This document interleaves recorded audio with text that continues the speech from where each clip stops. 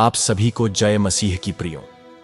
आज हम एक ऐसे रहस्यमय प्रार्थना करने जा रहे हैं जिसके बारे में बहुत ही कम लोग जानते हैं। एक ऐसी प्रार्थना है जो आज भी मिस्र के रेगिस्तानों में बसे प्राचीन कॉप्टिक चर्चों में की जाती है।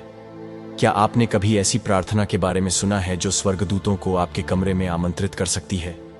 क्या आपने कभी सोचा है कि अगर आपकी आत्मा इतनी शुद्ध हो जाए कि परमेश्वर के स्वर्गदूत खुद आपके पास उतर आएं, तो क्या होगा? आज हम आपको एक ऐसी प्राचीन और रहस्यमयी कॉप्टिक प्रार्थना के रहस्य से परिचित कराने जा रहे हैं जिसे कॉप्टिक प्रार्थना ऑफ मिस्ट्री कहा जाता है। यह प्रार्थना हजारों साल पुरानी मिस्री ईसाई परंपरा से निकली है और इसे केवल वही लोग जानते थे जिन्हें आत्मिक गहराई और ईश्वरीय रहस्यों में पारंगत माना जाता था। इस प्रार्थना में कुछ ऐसे गुप्त शब्द होते हैं जिनका उच्चारण करते ही आत्मा एक अलग ही आयाम में प्रवेश करती है। ऐसा कहा जाता है कि जब कोई व्यक्ति इस प्रार्थना को पूरी निष्ठा और ध्यान के साथ करता है तो 7 स्वर्गदूत माइकल, गब्रियल, राफेल, उरियल, सेलाफियल, जेजुडियल और बाराचियल उसके आसपास उपस्थित हो जाते हैं। यह सिर्फ कोई धार्मिक अनुष्ठान नहीं है, यह एक आध्यात्मिक द्वार है, एक पुल है जो पृथ्वी और स्वर्ग को जोड़ता है। यह प्रार्थना न केवल आत्मा को परमेश्वर से जोड़ती है बल्कि स्वर्गदूतों को भी आपके पास बुलाती है जो आपके जीवन को दिशा, सुरक्षा और चमत्कारी सहायता देते हैं। प्रियो, यह प्रार्थना कोई आम प्रार्थना नहीं है। यह उस समय की है जब ईसा मसीह के अनुयायी मिस्र की धरती पर छुपकर ईश्वर की आराधना करते थे और जब ईश्वर के सेवक स्वर्गदूत स्वयं जमीन पर प्रकट होते थे। यह वही प्रार्थना है जिसे मिस्र के रेगिस्तान में बसे प्राचीन कॉप्टिक संत एकांत और मौन में करते थे ताकि उनकी आत्मा को परमेश्वर के सिंहासन तक पहुंचाया जा सके। ऐसा कहा जाता है कि इस प्रार्थना को करते समय जब विश्वासी का हृदय पूरी तरह शुद्ध और समर्पित होता है तो एक नहीं 7 स्वर्गदूत कमरे में यानी उस प्रार्थना के जगह पर उतरते थे। इस प्रार्थना की सबसे बड़ी विशेषता यह है कि यह आत्मा को रहस्य के स्तर यानी लेवल ऑफ मिस्ट्री तक पहुंचाती है जहां शब्द कम और अनुभव अधिक होते हैं, जहां आपका मस्तिष्क शांत होता है और आत्मा बोलने लगती है। प्रियो, मिस्र के कॉप्टिक संतों का मानना था कि इस प्रार्थना के दौरान यदि किसी व्यक्ति के पास एक विशेष सुगंध फैलती है जैसे लोबान, गंधरस या गुलाब, तो समझ लें कि स्वर्गदूत आ चुके हैं। और सबसे चौंकाने वाली बात, यह प्रार्थना कभी किसी ग्रंथ में नहीं लिखी गई। इसे एक संत ने दूसरे संत को मौखिक रूप में सौंपा, केवल उन्हीं को जिन्हें वह योग्य समझते थे। इसे हिडन लिटनी भी कहा जाता है यानी छुपी हुई स्तुति। आज यह प्रार्थना हजारों साल बाद पहली बार आपके सामने प्रस्तुत होने जा रही है ताकि आप भी उस दिव्य शक्ति का अनुभव कर सकें जिसे अब तक सिर्फ कुछ संतों ने महसूस किया था। प्रियो, आज यह सिर्फ एक वीडियो नहीं है, यह एक आध्यात्मिक द्वार है। परमेश्वर की कोई योजना है जो आपको यह वीडियो मिला है। इसलिए इस वीडियो को अभी लाइक करें, कमेंट में परमेश्वर का महिमा करें और इस रहस्यमय प्रार्थना को अंत तक जरूर सुनिए, क्योंकि इस वीडियो में हम न केवल सिर्फ प्रार्थना सुनवाने वाले हैं बल्कि इसका रहस्य, उसका प्रभाव और प्रार्थना करने का अद्भुत तरीका भी बताने वाले हैं, ताकि जब आप इसे बोलें तो केवल ईश्वर ही नहीं, उनके दूत भी आपको सुने। तो प्रियो, आपने इस प्रार्थना के रहस्य को तो जान लिया है। अब जानते हैं कि किस तरह यह प्रार्थना कॉप्टिक संतों द्वारा की जाती थी और हमें किस तरह से इसे करना है। प्रियो, यह प्रार्थना रात को और सुबह को किसी भी समय की जाती थी। यह प्रार्थना करने से पहले एक विशेष तैयारी की विधि होती थी जिसे दपुरीकरण रीति कहा जाता है। सबसे पहले वे अपने कमरे को पूर्ण रूप से शांत और अंधकारमय बनाते थे ताकि केवल परमेश्वर की रोशनी से मन प्रकाशित हो। फिर वे एक दीपक जलाते थे, लेकिन यह कोई आम दीपक नहीं था। इसमें वे शुद्ध जैतून का तेल और लोबान की कुछ बूंदें डालते थे। इसका उद्देश्य था स्वर्गदूतों को बुलाने के लिए दिव्य वातावरण तैयार करना। इसके बाद वे 3 बार गहरी सांस लेते थे और हर बार यह कहते थे, येवलोगिमेनोस एस्तिन्हो एर्चोमिनोस एन ओनोमति किरियो। प्रियो, इसका अर्थ है धन्य है वह जो प्रभु के नाम पर आता है। इन शब्दों को बार बार दोहराया जाता था। फिर वे उत्तर दिशा की ओर मुख करके, आंखें बंद करके और दोनों हथेलियां ऊपर आकाश की ओर फैलाकर प्रार्थना शुरू करते थे। ऐसा माना जाता था कि उत्तर दिशा वह मार्ग है जहां से स्वर्गदूत उतरते हैं। अब सुनिए सबसे रहस्यमय बात, यह प्रार्थना मन में नहीं, जुबान से भी नहीं, बल्कि आत्मा से बोली जाती थी।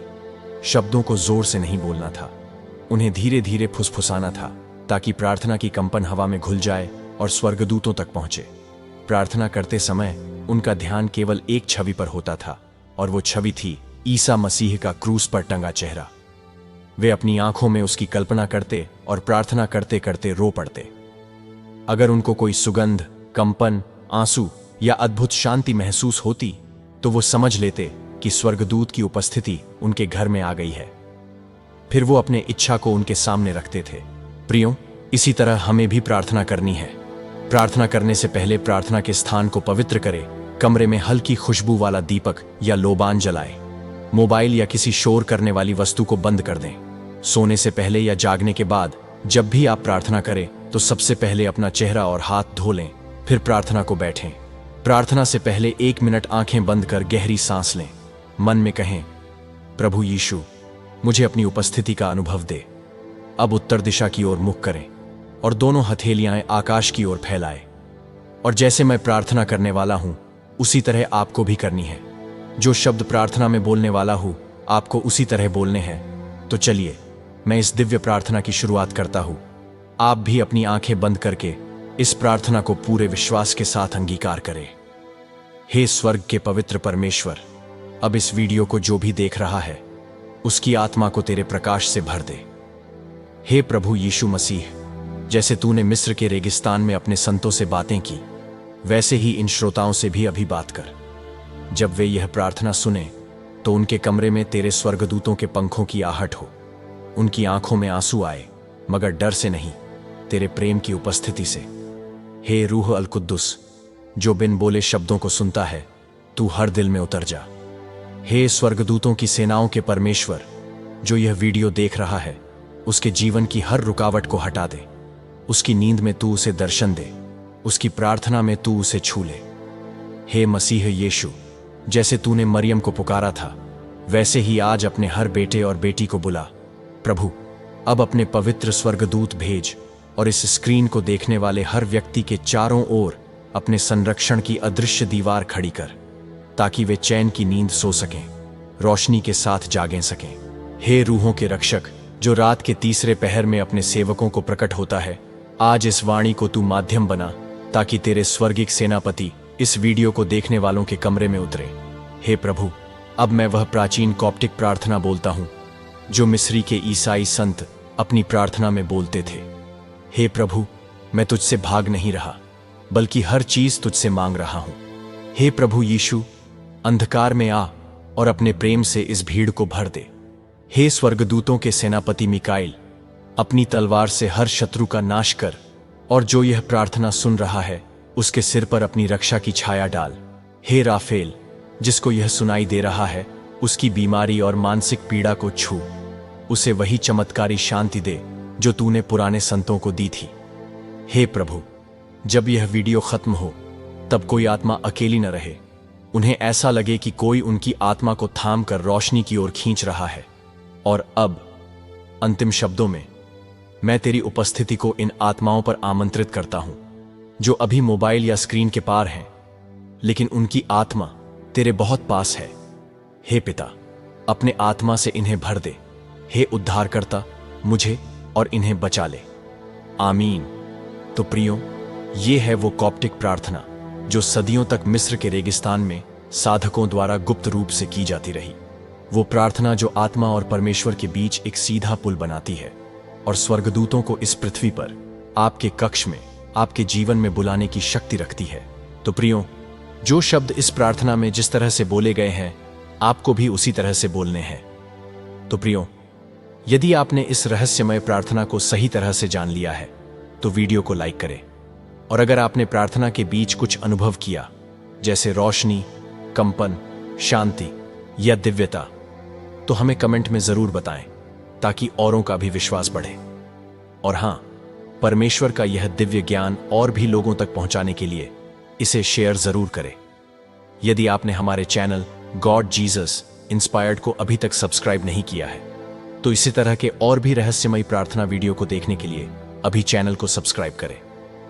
मिलते हैं अगले वीडियो में। प्रभु यीशु आप सभी को आशीष दे। आमीन।